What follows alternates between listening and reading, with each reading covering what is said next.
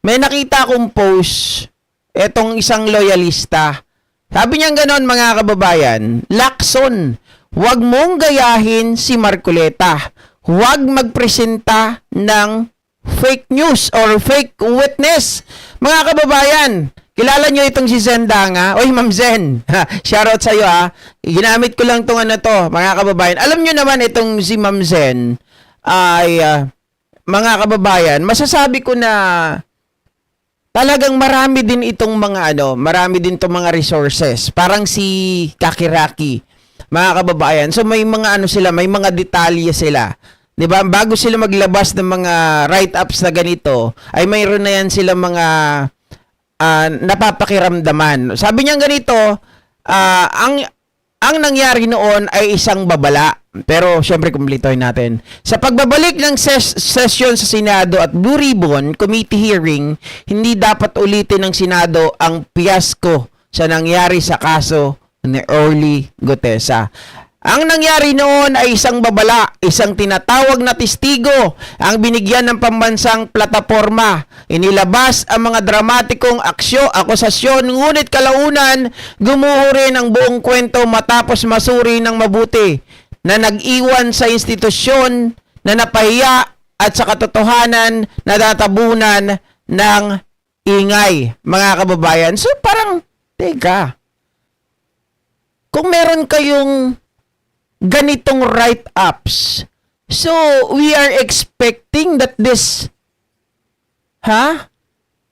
senador na chairman ng Blue Ribbon, mga kababayan, parang medyo may something. Ano yon? Para ba madiin si dating Speaker Martin Romualdez? I don't care kung madiin siya, basta lang merong sapat na ebidensya at tunay talaga yung ebidensya. Pero kung Orly Gutesa 2.0, mga kababayan, well, nakakahiya kayo. 'Di ba? Para lang may maituro kayo. Yung si Escudero Joel Villanueva, mukhang nawawala na sa kwento. 'Di ba? Oh. Ang kanta nila Tiyak Sintonado, may director na naman ng script para idiin si Romualdez. May GP Natics. Wala pa akong masyadong idea dito, pero nagtataka lang ako. Kasi tinitingnan ko yung mga write-ups nito mga to Yan sila TPL3, Sir Benji, 'di ba? Itong si Ma'am Zendanga, tinitingnan ko 'yan. Mga kababayan, so meron akong nasi-sense na hindi maganda mamaya. Kapag tumama yung natin dito, yung opinion natin sa mangyayari mamaya, mga kababayan, Diyos mio. Anong meron si Senator Ping? Yan ang di natin alam, mga GP Natics. 'Di ba? Sana wag naman mangyari yung ganitong bagay kasi kayo na lang yung inaasahan na nandyan tapos magiging ganito pa.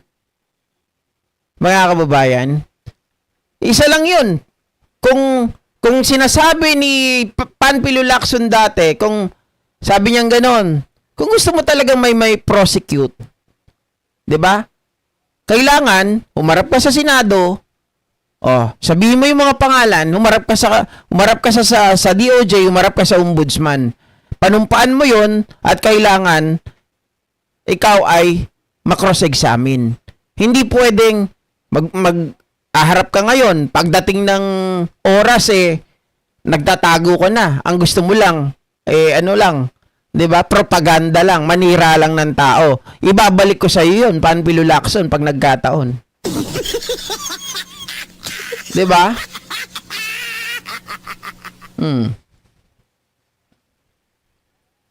So, dapat lahat talaga na mga kilos, galaw, mga kababayan, lagi tayong magmasid. Kasi baka mamaya yung kinakampihan natin o pinagtatanggol natin minsan, yung gusto natin, iba na pala ang kilos. Sabi ko nga sa inyo kahapon, parang may napansin ako sa Congress 'Di ba? Nabuisit ako kay Abante. Naalala nyo yun? Sabi niyang gano'n, mga kababayan, na parang wala daw gustong kumilos O ayaw daw nilang suportahan yung impeachment laban kay Sara Duterte. Ano yun? Takot na kayong lahat kay Sara? Di ba?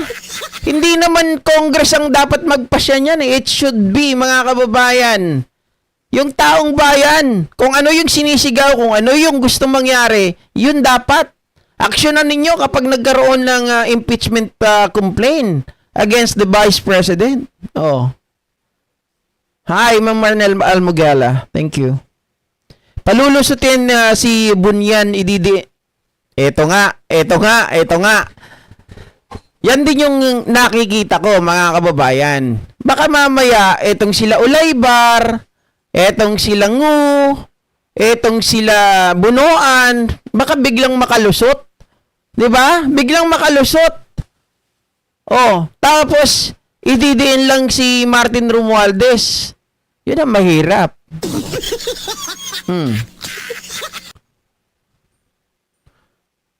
What you think, guys? Ano palagay ninyo? Anong 'di ba? Sabi ni Rayan, ano ba yan? Sino pa ba ang dapat nating paniwalaan at pagkatiwalaan? Wala tayong ibang dapat pagkatiwalaan at paniwalaan kung hindi yung mga sarili natin. 'Di ba? Yung bawat sa inyo, binigyan kayo ng utak, binigyan kayo ng isip, binigyan kayo ng mata para magmatsyag at mag-isip. At syempre, magdesisyon ng tama.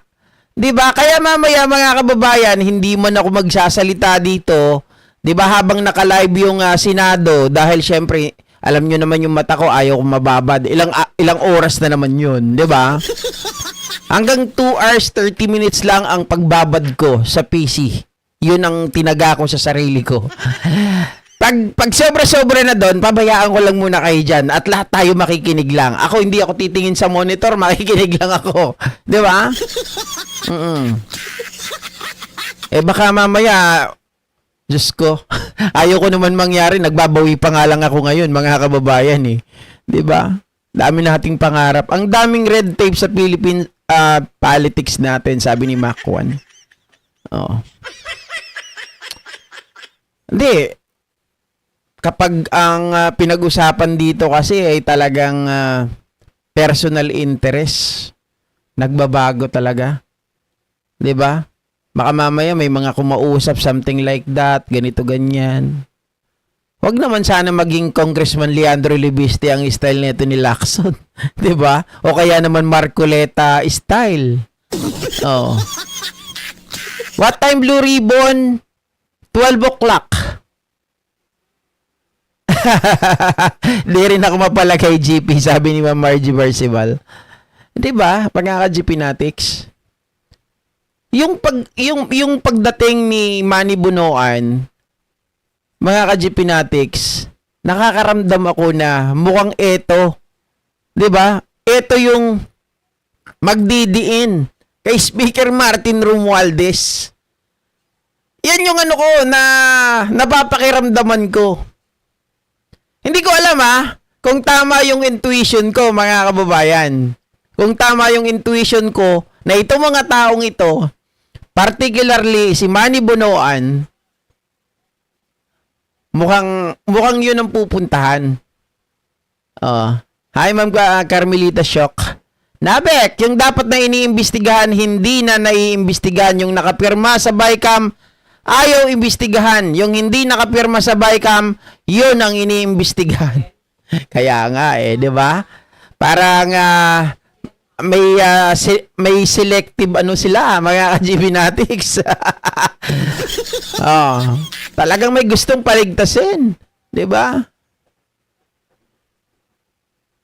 hindi ako manonood ka GP na taas ang BP ko. Basta meron evidence, then let's proceed no matter sino masagasaan.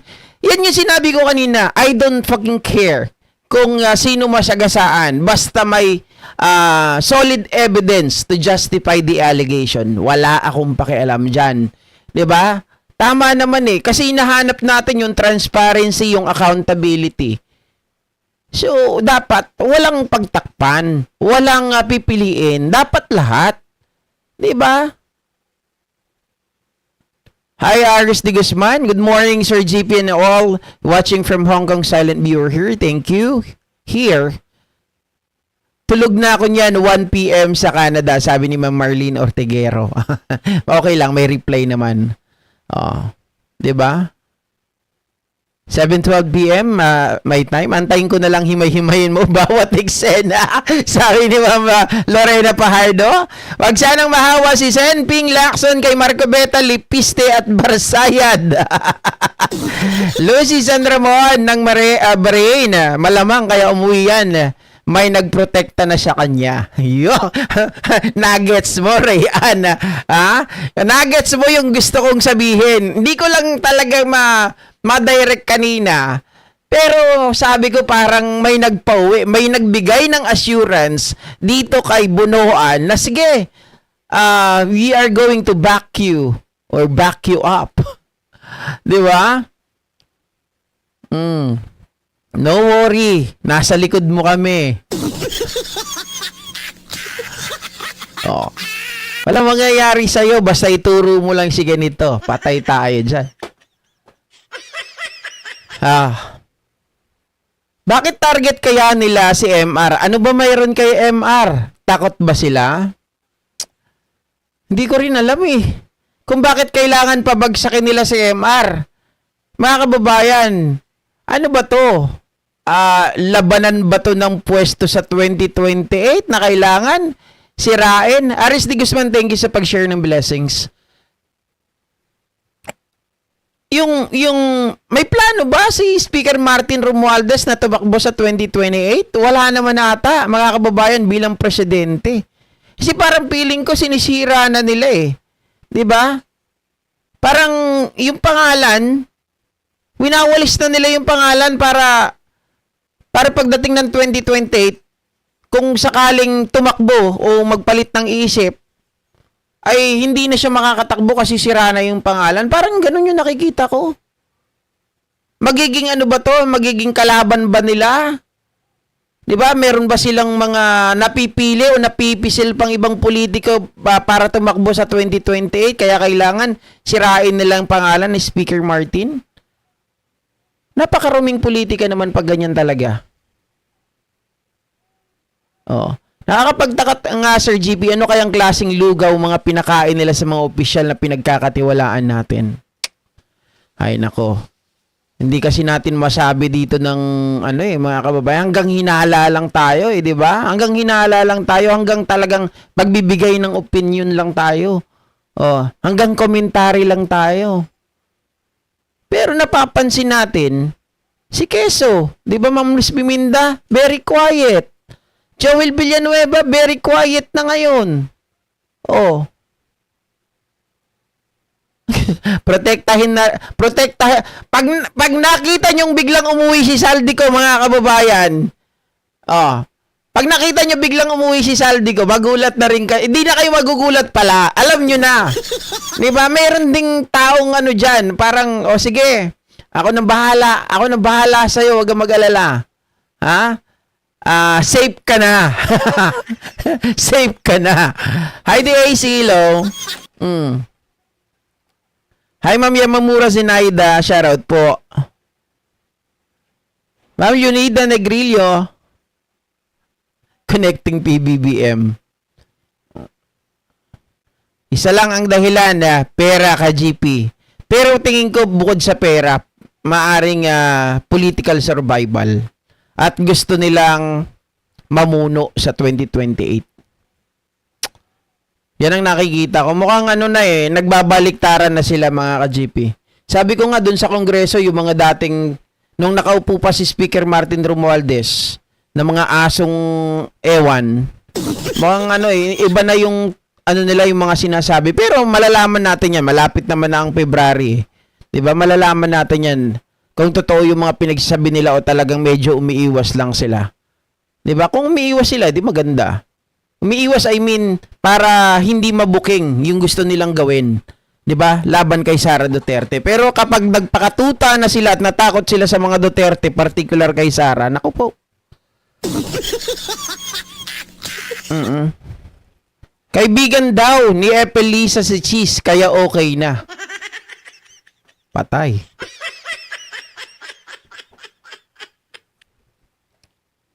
Eto kasi yan, mga kababayan. Hindi nyo ba napapansin?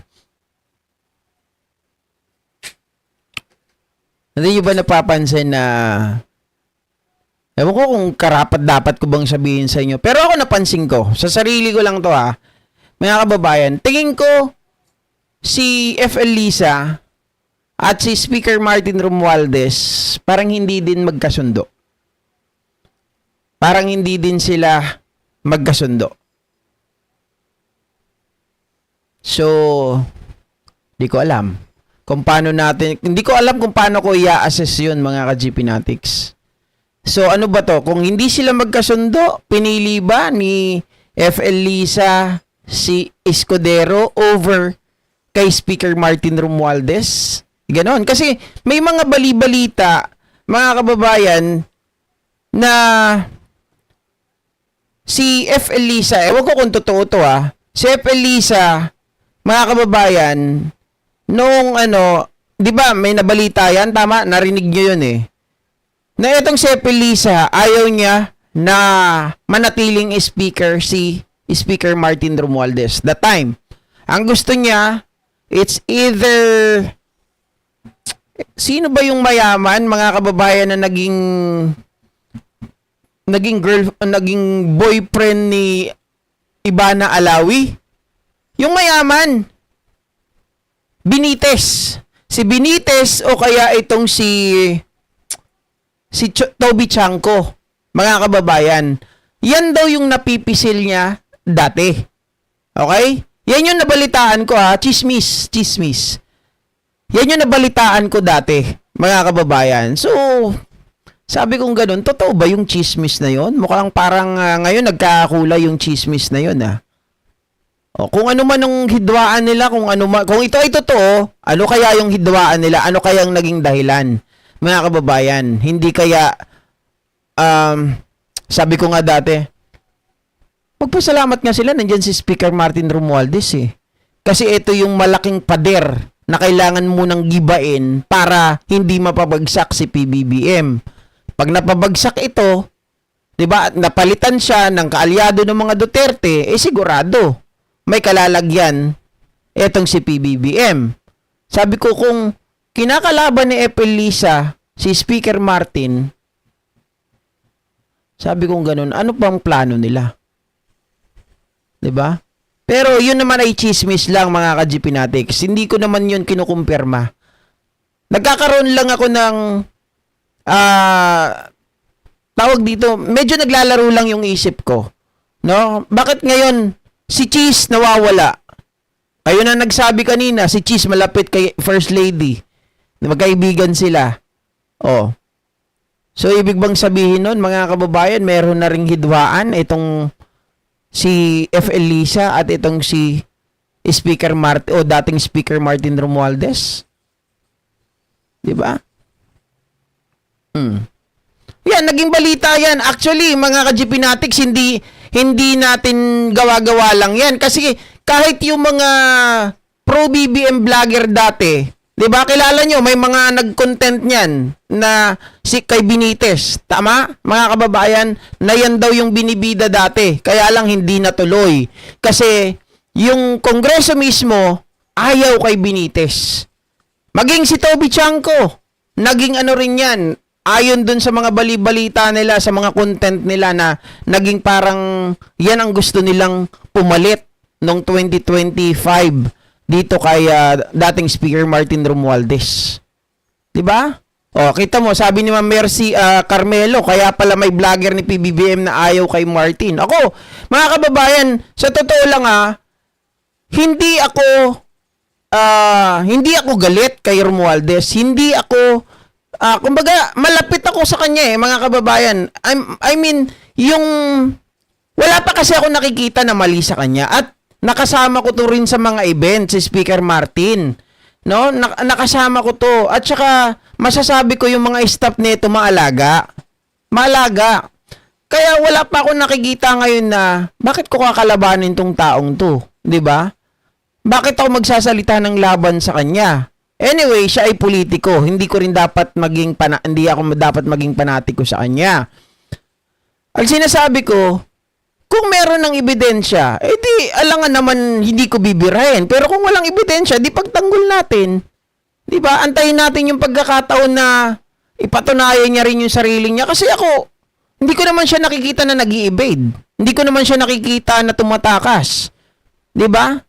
Handa naman siyang makipag-usap, humarap sa ICI. O, dito nga lang sa Senado, hindi siya harap, sinabi niya. Kasi nga, meron silang parliamentary courtesy na tinatawag. O. Hi, Ma'am Viola. Bakit may kalalagyan si PBBM kung walang ginagawang masama? God will protect PBBM. PBBM for all, from all evils, sabi niya, Midizon. Okay? Alam ni Lam, loyal si MR kay PBBM kahit kaibigan ka ni FL kapag masama ang tangka mo kay PBBM. Sabi ni Ma'am Luz Biminda. Pag si Benitez, baka puro mag-scatter na ang mga tao. Nako, ayan. Kayo nagsabi niyan, hindi ako Okay, mga kababayan, yan lang yung agam-agam natin hinggil sa bagay na mangyayari mamaya dun sa Blue Ribbon. At syempre, hindi pa natatapos dyan yung natin, yung topic natin. May pahabol tayo, mga kababayan. Pag-usapan natin ito, impeachment case or impeachment complaint